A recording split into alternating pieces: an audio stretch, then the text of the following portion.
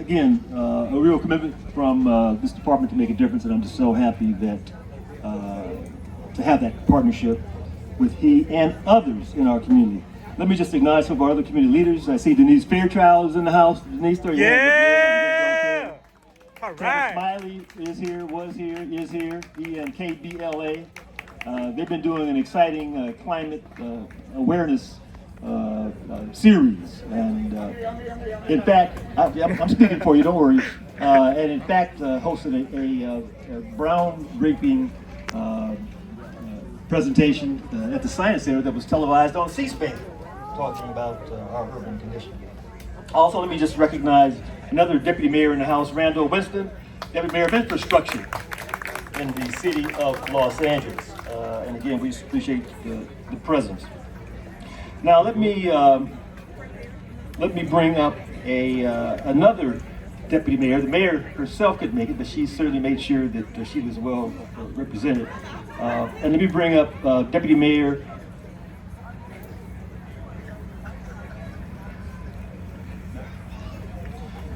Deputy Mayor Nancy Sutton. Deputy Mayor, come on and join us. Yeah. And I think I saw Mark Ridley Thomas in the house. Is he still with us? There he is. Great. All right. Deputy Mayor. Oh, and Deputy Mayor Hamilton's in the house too. Deputy Mayor. Deputy Mayor, Karen Price.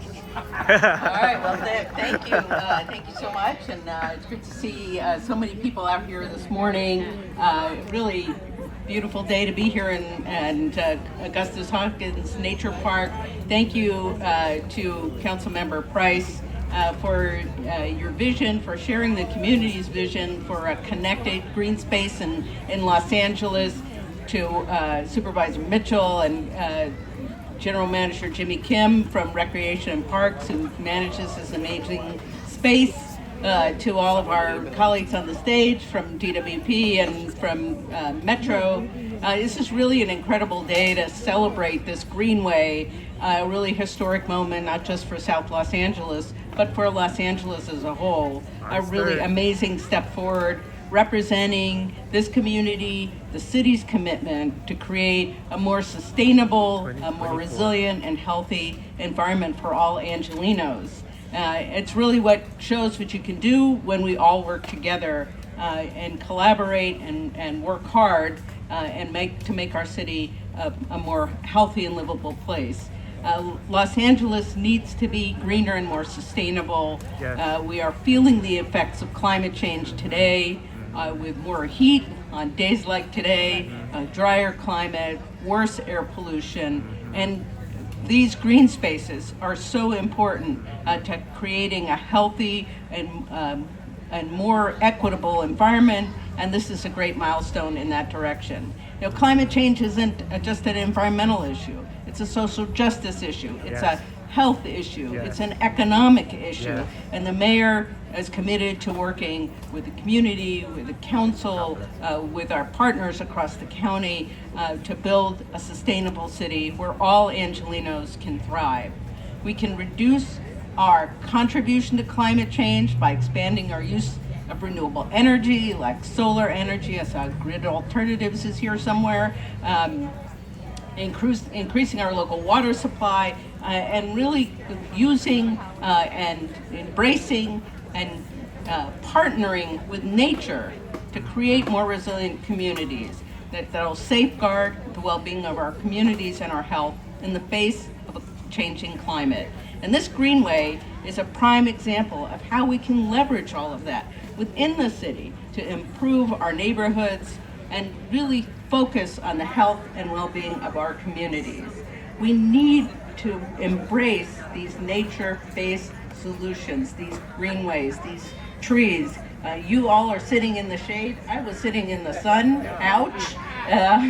We know how important nature is to cooling our communities, to cleaning the air, to providing a place for our mental health and our well-being. And places like Augustus Hawkins and all the parks that are part of this incredible vision of a greenway here in South Los Angeles really prioritizes the health of these communities that have been overlooked and underserved, and that has got to end. We have We are bringing together all of our city departments to make sure that our efforts to combat climate change are coordinated, are effective, and lead with equity. And working with our community partners to increase the tree canopy, to install cool pavement to reduce temperatures as our summers get hotter, and creating more walkable neighborhoods that improve quality of life. We're also leading the way through a carbon-free future led by the Department of Water and Power.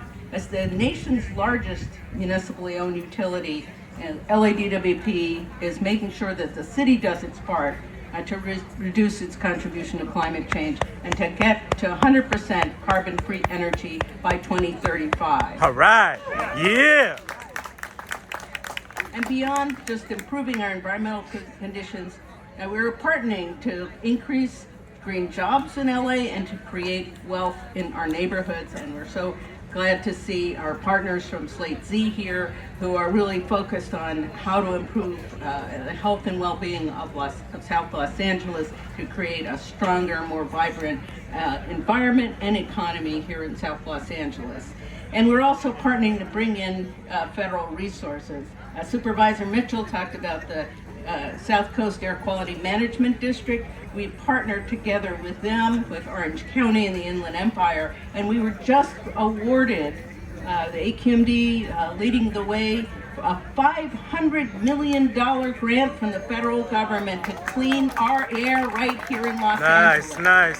This is the Bring more. largest air pollution grant in EPA's history, and it will help us to reduce emissions, improve air quality, and create a healthier South Los Angeles and a healthier Los Angeles. So we have a lot to celebrate here, and no more important piece than the vision of this greenway for South Los Angeles And the world. to begin to rectify the historical environmental injustices that this community has suffered and create a healthier and more equitable future for Los Angeles. So thank you, Councilmember Price, for having me here today. Thank you for the community for coming out and supporting this effort. Yeah. We are just so thrilled to be here. Thank you. All right.